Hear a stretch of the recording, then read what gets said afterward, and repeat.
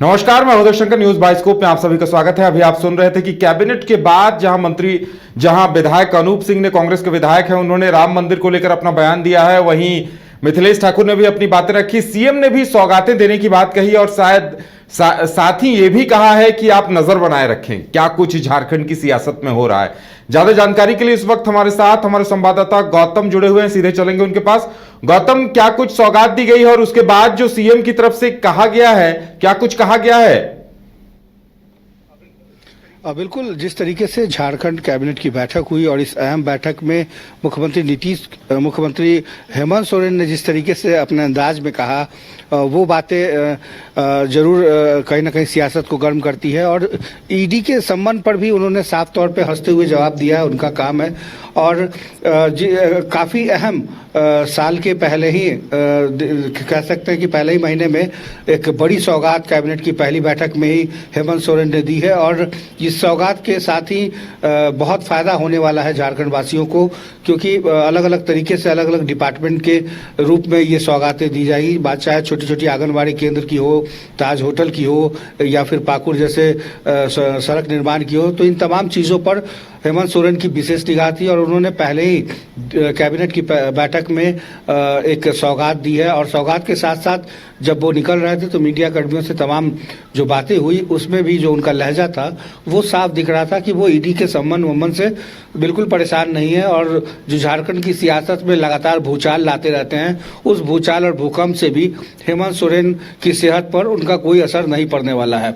लिहाजा देश की राजनीति में जिस तरीके से राम मंदिर की चर्चा हो रही है, उन पर भी उन्होंने चर्चा की।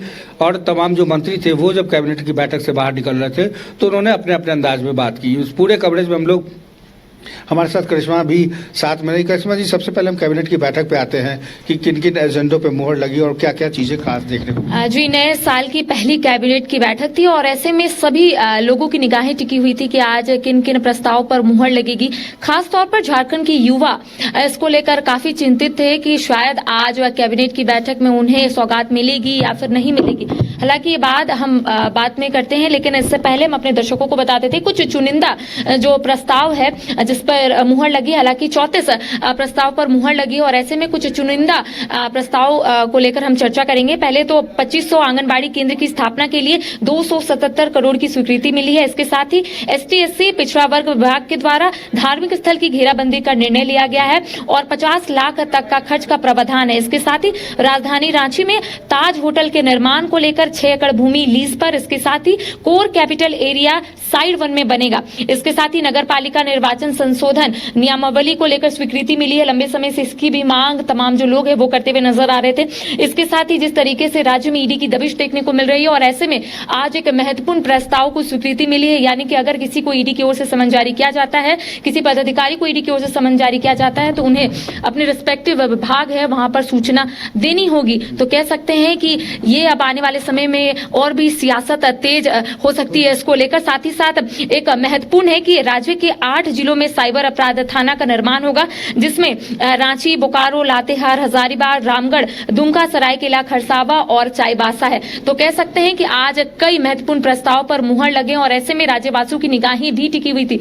तो कह सकते हैं कि जिस तरीके से आज मुख्यमंत्री हेमंत सोरेन जब कैबिनेट की बैठक खत्म हुई तब वो मीडिया से मुखातिब होते हुए उन्होंने स्पष्ट रूप से कहा, आपने सुना होगा गौतम जी की किस तरीके से उन्होंने कहा कि जो परेशानी चल रही है, जो राज्य की मौजूदा राजनीतिक हालात है, उसको लेकर आप लोग नजर बनाए रखे और मैं फिलहाल इसको लेकर कुछ परेशान नहीं हूं। तो कह सकते हैं डायरेक्टली उन्होंने यही कहा है कि यहाँ की मीडिया तमाम चीजों पर नजर बनाए हुए हैं, तो आप लोग भी नजर बनाए रखें और आने वाले समय में क्या होता है ये सभी लोगों को पता चल जाएगा। साथ ही साथ उनका ये भी कहना था कि आज पहली कैबिनेट की बैठक है नए साल में, उनका कहना है कि आज तो सौगात मिली और इसी तरीके से राज्यवासियों को आने वाले समय में सौगात मिलेगी।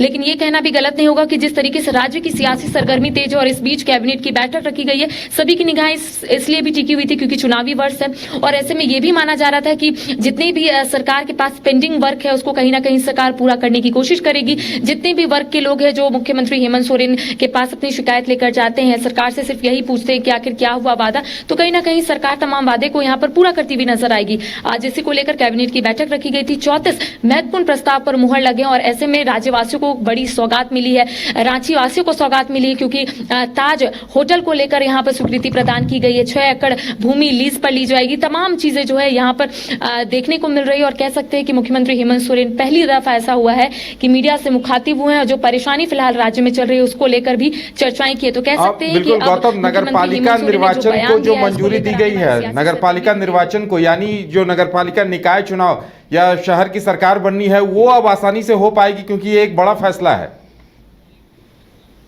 बिल्कुल, नगर पालिका का चुनाव को लेकर भी एक बहुत महत्वपूर्ण इस मसले पर चर्चा की गई और इस चर्चा के साथ ही जो नगर पालिका का जो चुनाव होना है वो अब लगता है संभवतः जल्द ही देखने को मिले।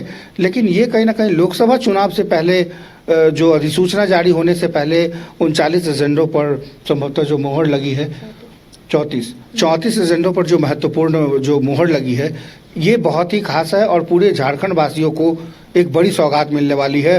क्योंकि देश की में गेटवे ऑफ इंडिया के सामने जो ताज होटल है, ठीक उसी के तर्ज पर रांची में यदि ताज होटल बनेगा तो वाकई बहुत बड़ी एक पहल और सौगात मानी जा सकती है।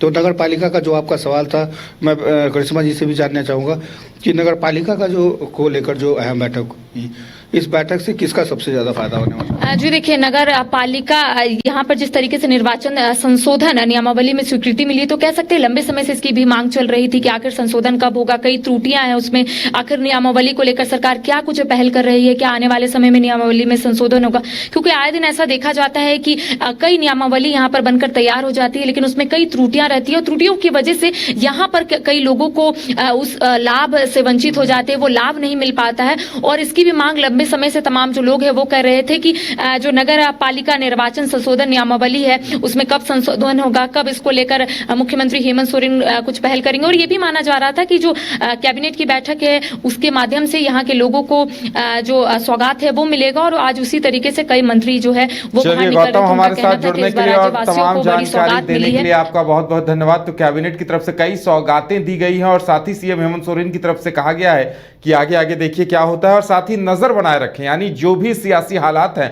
उस पर भी उन्होंने नजर बनाए रखने का संकेत दिया है। यानी सीएम जो कुछ भी यहां पर सियासत में उथल पुथल या हलचल के आसार जताए जा रहे हैं उसे लेकर कहीं न कहीं उन्होंने ये संकेत दिया है कि वो हर परिस्थिति के लिए तैयार है। देखने वाली बात यह होगी कि आगे क्या कुछ होता है।